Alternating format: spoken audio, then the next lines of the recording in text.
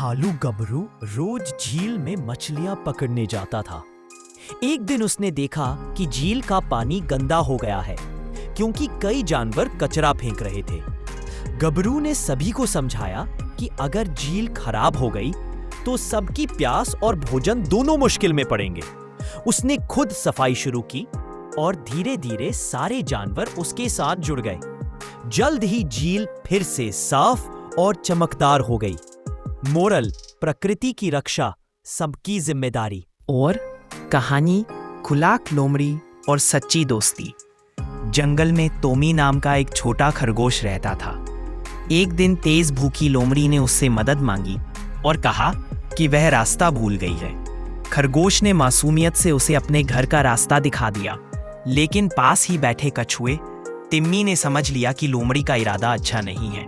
उसने तुरंत जोर से आवाज लगाई, जिससे बाकी जानवर आ गए और खरगोश सुरक्षित बच गया। फिर लाइक सब्सक्राइब नहीं किया। हरे भरे जंगल के बीच एक बहुत पुराना पीपल का पेड़ था। उसकी जड़ें गहरी थीं, शाखाएं चौड़ी और अनुभव बहुत अधिक। उसी पेड़ पर रोज एक छोटी चिड़िया बैठती और मीठा सुर वाला गाना गाती। चिड़िया छोटी थी पर उसके सपने बड़े थे। वह ऊंचा उड़ना चाहती थी, आसमान के उस पार तक। एक सुबह चिड़िया पेड़ से बोली, दादाजी, क्या मैं एक दिन बादलों को छू पाऊंगी? पेड़ मुस्कुराया, जरूर, लेकिन उड़ने से पहले अपने पंखों पर भरोसा करना सीखो और किसी मुश्किल से डरना मत। दिन बीतते गए। चिड़िया रोज थोड़ा थोड़ा ऊंचा उड़ने का अभ्यास करती। कभी हवा तेज हो जाती, कभी पंख थक जाते, कभी दिशा भटक जाती, पर पेड़ हमेशा उसे समझाता, गिरना हार नहीं, सीख है। एक दिन तेज तूफान आया। चिड़िया डरी हुई थी और उड़ने से मना कर रही थी, लेकिन तभी उसने देखा कि एक और नन्हा पक्षी पेड़ की टूटी शाखा में फंसा हुआ है। पेड़ हवा के झोंकों से कांप रहा था और चिड़िया सोच में पड़ गई। पेड़ ने कहा, बेटा, कभी कभी हिम्मत दूसरों की मदद करने से आती है। गांव के किनारे एक साधारण सा किसान रहता था, रामू। उसके पास थोड़ी सी जमीन, 2 बैल और मेहनत से भरा दिल था। वह दिन रात खेती करता, लेकिन फिर भी उसकी फसल पर कभी मौसम का प्रकोप तो कभी सूखा कहर ढा देता।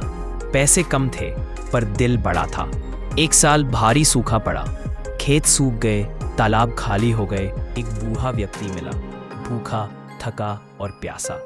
गांव वाले कह रहे थे कि इस मौसम में किसी अजनबी की मदद करना मुश्किल बढ़ा सकता है, लेकिन रामू ने बिना सोचे समझे उसे अपने घर बुलाया। उसने घने जंगल में सुबह की हल्की धुंध फैली थी। सूरज की पहली किरणें पत्तों को सोने की तरह चमका रही थी, और इसी शांति के बीच वीर बाघ अपनी रोज की सैर पर निकला था। वीर धीरे धीरे आगे बढ़ा ताकि हिरन डर न जाए।